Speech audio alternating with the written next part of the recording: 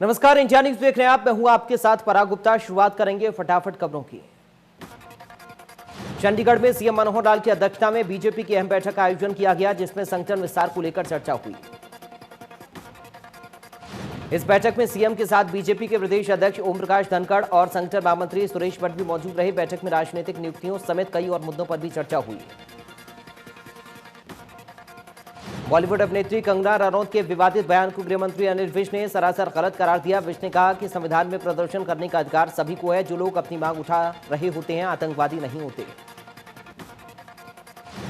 सुशांत सिंह राजपूत मामले की जांच में जुटी एनसीबी की जांच को लेकर भी गृहमंत्री अनिल विज ने बयान दिया। कहा कि एनसीबी बखूबी अपनी जांच कर रही है और बेहद जल्द पूरी मुंबई साफ हो जाएगी। ओवरलोड माफिया के हौसले सातवें आसमान पर मामले पर गृहमंत्री अनिल विज ने आपराधिक प्रवृत्ति के लोगों को कड़े शब्दों में चेतावनी दी। कहा कि हरियाणा में चाहे रेत माफिया, बछड़ी माफिया या शराब माफिया हो, इन सभी को खत्म करेंगे। सरकार ने रबी की फसलों की एमएसपी बढ़ाई तो इसमें भी विपक्ष को कुछ सवाल लेकर विपक्ष ने सवाल खड़े कर दिए हैं। कांग्रेस नेता किरण चौधरी ने कहा कि खरीफ फसलों की एमएसपी बढ़ाई जानी चाहिए थी। किरण चौधरी ने कहा कि सरकार को खरीफ फसलों की एमएसपी बढ़ानी थी, लेकिन सरकार ने रबी की फसलों की एमएसपी बढ़ा दी। आरोप लगाया कि केंद्र सरकार ने जमाखोरों को फायदा पहुंचाने का काम किया, इससे किसानों को फायदा नहीं होगा। जींद में किसानों ने अध्यादेशों का स्वागत किया। किसानों ने शहर के मुख्य मार्गों पर ट्रैक्टर यात्रा निकाली। अध्यादेश के पक्ष में जमकर नारेबाजी की। यात्रा रानी तालाब से शुरू होकर शहीद स्मारक पर खत्म हुई। किसानों ने कहा कि अध्यादेश किसानों के पक्ष में है, इससे किसानों को फायदा होगा, ना कि किसी तरह की परेशानी होगी। विपक्षी पार्टी के लोग बेवजह किसानों को बरगलाने का काम कर रहे हैं, जो कि गलत है। हरियाणा में 24 घंटे में मिले 1800 से ज्यादा नए केस, 28 लोगों की मौत। कुल मरीजों की संख्या 1,13,000 के पार। एक्टिव केस 21,000 से ज्यादा। सिरसा में कोरोना से 2 लोगों की मौत से मचा हड़कंप, जिससे कोरोना से मरने वालों का आंकड़ा हुआ 50। एक दिन में सामने आए 24 नए केस। नौ में पिछले 24 घंटे में 11 नए केस सामने आए। 12 मरीजों को डिस्चार्ज किया गया। इसके अलावा अब तक जिले में कोरोना से 21 लोगों की मौत हो गई। जिले में अब रोजाना 1400 सैंपल लिए जा रहे हैं।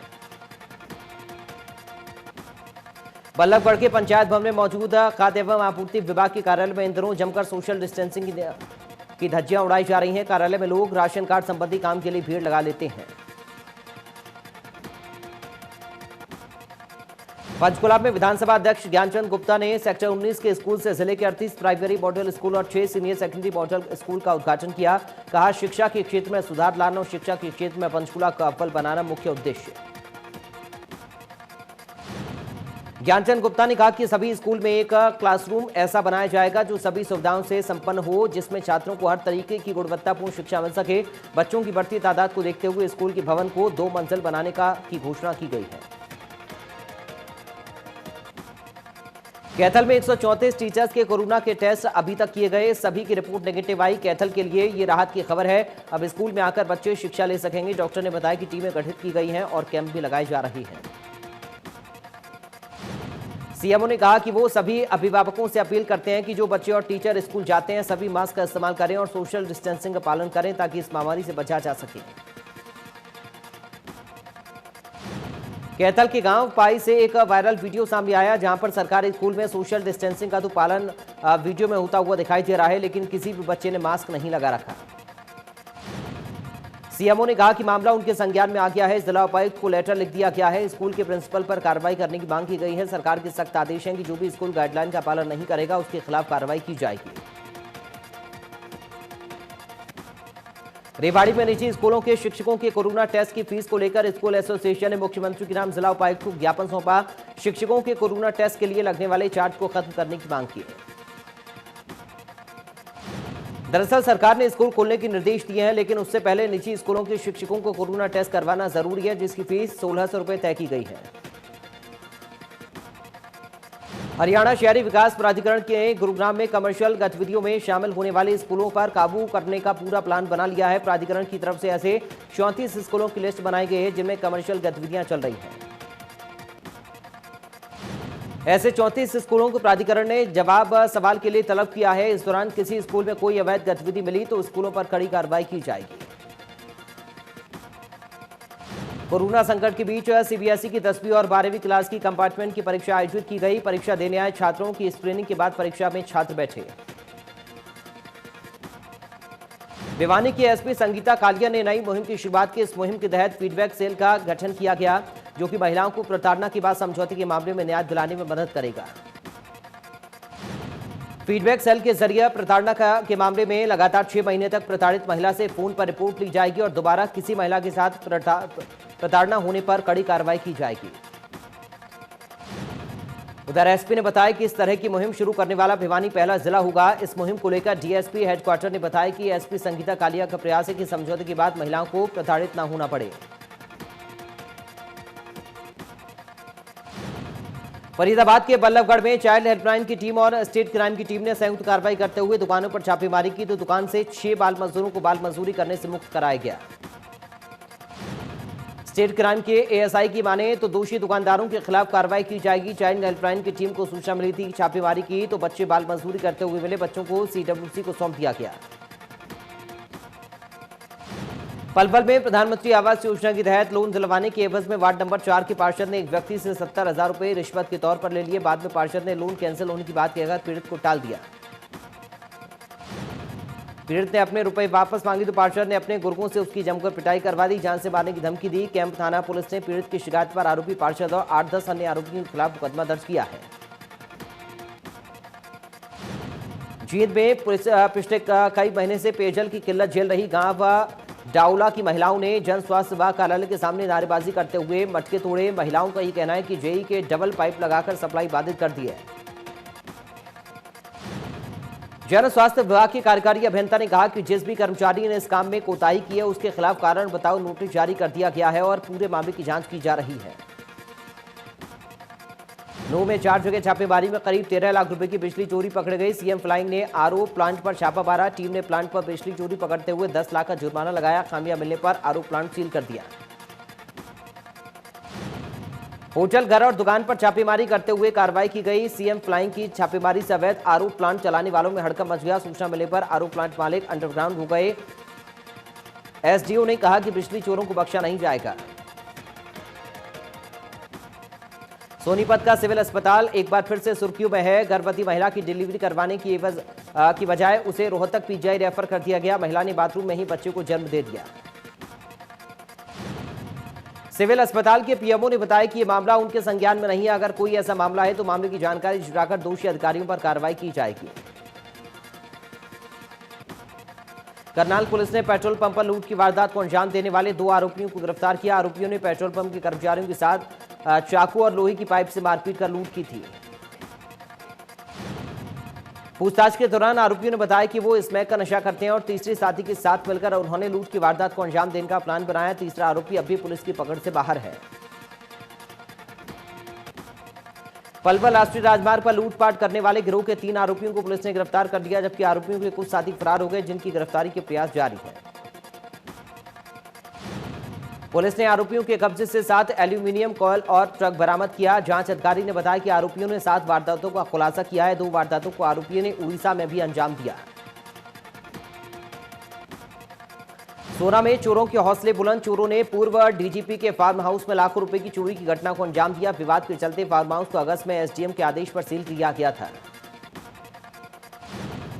चोरों ने सील के साथ कोई भी छेड़खानी नहीं की। फार्म हाउस पर काफी समय से न्यायालय में विवाद चल रहा है। पुलिस ने मामले की जांच शुरू कर दी है। आसपास के सीसीटीवी कैमरों को खंगाला जा रहा है। पलवल की दया कॉलोनी में 26 साल के एक युवक को गोली मारकर हत्या कर दी गई। हत्या के बाद परिजनों ने शव का अंतिम संस्कार करने से मना कर दिया। पुलिस के मुताबिक मृतक लेखराज जब अपने घर से बाहर निकला तो घात लगाए बदमाशों ने फायरिंग कर दी। फायरिंग के बाद बदमाश मौके से फरार हो गए, जिनकी तलाश पुलिस को जारी है। वहीं मृतक परिजनों का यह कहना है कि उनके पड़ोसियों ने हत्या को अंजाम दिया है। परिजनों ने बताया कि कुछ दिन पहले मृतक की पड़ोसियों के साथ हाथापाई हुई थी। पलवल में युवक की बेरहमी से हत्या के मामले ने तूल पकड़ लिया। युवक ईंट पत्थरों से हमला कर हत्या के मामले में गुस्साए परिजनों ने शव को पलवल सोना रोड पर रखकर जाम लगा दिया, विरोध जताया। परिजन आरोपियों की गिरफ्तारी की मांग कर रहे हैं। जाम की सूचना मिलते ही डीएसपी अनिल कुमार भी पुलिस टीम के साथ मौके पर पहुंच गए, जिसके बाद उन्होंने परिजनों को 2 दिन के अंदर हत्या के आरोपियों को गिरफ्तार करने का आश्वासन दिया। डीएसपी के आश्वासन के बाद परिजनों ने जाम खोला। ईरा ग्रुप के पास एक युवक का शव सड़क किनारे खेतों में पड़ा हुआ मिला था, जिसके सिर और मुंह पर ईंट पत्थर से वार किए हुए थे। करनाल के नेशनल हाईवे पर बलड़ी बाईपास पर एक प्लांट में युवक का शव पेड़ से लटका हुआ मिला। युवक की शिनाख्त नहीं हो पाई है। पुलिस ने शव को कब्जे में लेकर जांच शुरू कर दी है। शुरुआती जांच में मामला आत्महत्या का लग रहा है। आस पड़ोस के लोगों ने जब हाईवे से जाते हुए शव को लटका देखा तो पुलिस को सूचना दी, जिसके बाद पुलिस ने मौके पर पहुंचकर आसपास के लोगों से पूछताछ की और युवक के बारे में जानकारी जुटाने का प्रयास किया। पंचकुला पुलिस ने 2 किराएदारों को गिरफ्तार किया है, जिन पर शख्स ने सुसाइड करने से पहले आरोप लगाया था कि पुलिस ने दोनों किराएदारों को सेक्टर 19 से गिरफ्तार किया। पुलिस के मुताबिक मृतक सुसाइड से पहले सुसाइड नोट लिखा, जिसमें उसने बताया कि वो 2 किराएदार युवकों से परेशान था और ये भी लिखा कि दोनों किराएदार काफी समय से मकान भी खाली नहीं कर रहे थे। पानीपत के किला थाना क्षेत्र में एक रेप पीड़िता न्याय के लिए अधिकारियों के कार्यालय के चक्कर लगा रही है, लेकिन उसे न्याय नहीं मिल पा रहा। बता दें कि 25 अगस्त को पीड़िता के साथ दुष्कर्म किया गया था, लेकिन अभी तक किसी की गिरफ्तारी नहीं हुई है। पीड़िता का ये कहना है कि पुलिस उस पर समझौते के लिए दबाव बना रही है। समझौता नहीं करने पर किसी झूठे केस में फंसाने की धमकी भी दे रही है। यमुनानगर में पुलिसकर्मियों से मारपीट और मोबाइल फोन छीनने वाले डंपर चालक और मालिक को पुलिस ने गिरफ्तार किया। डंपर के मालिक को कोर्ट ने पुलिस रिमांड पर भेजा। बता दें कि चेकिंग के दौरान एडीसी ने ओवरलोडेड ट्रक को रौंदा था, जिसके बाद डंपर मालिक ने मौके पर पहुंचकर पुलिसकर्मियों के साथ मारपीट की और मोबाइल फोन छीना। बता दें कि पुलिसकर्मियों की इस तरह की मारपीट करने का ये पहला मामला नहीं है। इससे पहले भी कई मामले सामने आ चुके हैं, जिनको लेकर पुलिस जल्द खुलासा करेगी। यमुनानगर में सेल टैक्स टीम ने चेकिंग के दौरान लाखों रुपए की एल्यूमिनियम शीट से भरा ट्रक पकड़ा और फिजिकल वेरिफिकेशन के लिए दामला की एक फैक्ट्री में खड़ा किया, लेकिन जब सेल्स टैक्स की टीम अगले दिन मौके पर पहुंची तो ट्रक गायब मिला। जानकारी के मुताबिक ट्रक में करीब 18 लाख माल भरा हुआ था, जो बिना ई वे बिल के ले जाया जा रहा था। ट्रक की चोरी होने की सूचना से विभाग में हड़कंप मच गया, जिसके बाद पुलिस ने मामला दर्ज करवाया। रेवाड़ी में व्यापारी की पत्नी से लूट का मामला सामने आया। पुलिस के मुताबिक 3 नकाबपोश बदमाशों ने व्यापारी के घर में घुसकर व्यापारी की पत्नी से चाकू के दम पर लाखों की लूट की वारदात की। पीड़ित ने बताया कि बदमाशों ने घर के पुराने नौकर का नाम घर का दरवाजा लेकर घर का दरवाजा खुलवाया, लूटपाट शुरू कर दी। जब महिला ने तिजोरी की चाबी नहीं दी तो बदमाशों ने उसके साथ मारपीट की। लूटपाट की वारदात घर में लगे सीसीटीवी कैमरे में कैद हो गई, जिसके आधार पर पुलिस आरोपी की तलाश कर रही है। भिवानी पुलिस ने 1430 किलो डोडापोस्ट के साथ 6 लोगों को गिरफ्तार किया है। पुलिस ने कार्रवाई समसावास के बस स्टैंड पर की है, जहां पर लोहारू से सतनाली रोड पर एक ट्रक और एक गाड़ी के जरिए तस्करी की जा रही थी। पुलिस ने सूचना के आधार पर जिन लोगों को गिरफ्तार किया उनमें उत्तर प्रदेश के 2 और राजस्थान के 4 लोग हैं। पुलिस ने आरोपियों को 2 दिन के रिमांड पर लिया है और पूछताछ जारी है। जुलाना में पिछले कई दिनों से कॉलोनी में अवैध रूप से चला रहे क्लिनिक पर सीएम फ्लाइंग स्क्वाड और स्वास्थ्य विभाग ने गुप्त सूचना के आधार पर छापा मारा।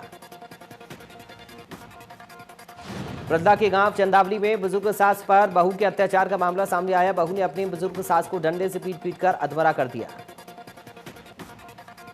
करनाल डेयरी रिसर्च इंस्टीट्यूट में वैज्ञानिकों ने कान के सेल से क्लोन कटरा पैदा किया। संस्थान के निदेशक ने बताया कि इस साल जून में पैदा हुए क्लोन कटरे का नाम तेजस रखा है, जो कि मुर्राह नस्ल का कटरा है। बल्लभगढ़ की एसडीएम अपराजिता ने वोटर लिस्ट की खामियों को दूर करने के लिए सुपरवाइजर और बीएलओ के साथ बैठक की। वोटर लिस्ट को दुरुस्त करने के आदेश दिए। फरीदाबाद के रहने वाली अधिप्रिया ने पेंटिंग आर्ट में देश और प्रदेश का नाम रोशन किया। दुबई में आयोजित पेंटिंग आर्ट में हिस्सा लिया। बता दें कि अधिप्रिया 6 तरह की पेंटिंग बनाने की कला में माहिर है। पीएम मोदी ने आईआईटी गुवाहाटी के दीक्षांत समारोह को संबोधित किया। इस दौरान पीएम मोदी ने कहा कि नई राष्ट्रीय शिक्षा नीति एजुकेशन को टेक्नोलॉजी से जोड़ेगी।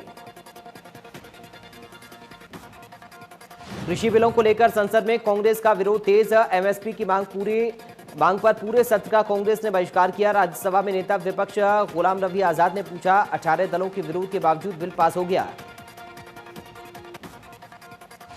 राज्यसभा से निलंबित 8 सांसदों का धरना समाप्त। विपक्ष के साथ मानसून सत्र के बहिष्कार की कही बात।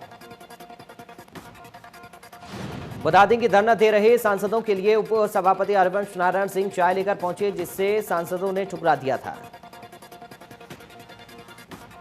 उपसभापति की चाय को लेकर आम आदमी पार्टी के राज्यसभा सांसद संजय सिंह ने कहा कि हम यहां रिश्तेदारी बनाने नहीं, किसानों बेरोजगारों की आवाज उठाने आए हैं। बिना संसदीय प्रक्रिया के बिल पास क्यों किया? अब चाय पिलाने से कोई फायदा नहीं।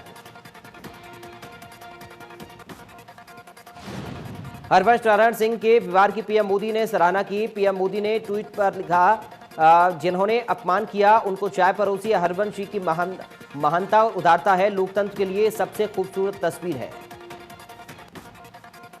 देश में कोरोना से हाहाकार, एक दिन में फिर सामने आए 75,000 के करीब नए केस, 1 लाख से ज्यादा मरीज हुए ठीक। कुल मरीजों की संख्या 55,60,105। देश में कोरोना का महाराष्ट्र में सबसे ज्यादा कोराम, एक दिन में सामने आई 15,738 नए मरीज, 344 लोगों की मौत। कुल संक्रमितों की संख्या हुई 12,24,380। आंध्र प्रदेश में कोरोना के मरीजों की संख्या हुई 6,31,449, अब तक 5,410 लोगों की मौत। कोरोना के मामले में तीसरे नंबर पर तमिलनाडु, अब तक सामने आए कोरोना के 5,47,337 नए केस, 46,495 केस अब भी एक्टिव। उत्तर प्रदेश में कोरोना से लोगों में दहशत का माहौल, 24 घंटे में सामने आई 4,618 नए केस। कुल मरीजों की संख्या 3,58,893। दिल्ली में एक दिन में फिर सामने आए 2,548 नए केस, 32 लोगों की मौत। दिल्ली में अब भी 30,941 केस एक्टिव। पंजाब में कोरोना की लगातार बढ़ रही रफ्तार, कुल मरीजों की संख्या हुई 1 लाख के करीब, अब तक 2,860 लोगों की मौत। पूरी दुनिया में कोरोना ने जमकर मचाई तबाही, कुल मरीजों की संख्या 3 करोड़ 14 लाख के पार, अब तक 9,69,000 से ज्यादा मरीजों की मौत। अमेरिका के बाद ब्राजील में कोरोना से हाहाकार, कोरोना वायरस संक्रमितों की संख्या हुई 45,60,000 से ज्यादा, अब तक 38,87,000 से ज्यादा मरीज हुए ठीक। रूस में कोरोना से लोगों का बुरा हाल, कुल मरीजों का आंकड़ा हुआ 11,09,595, अब तक कोरोना से गई 19,489 लोगों की जान।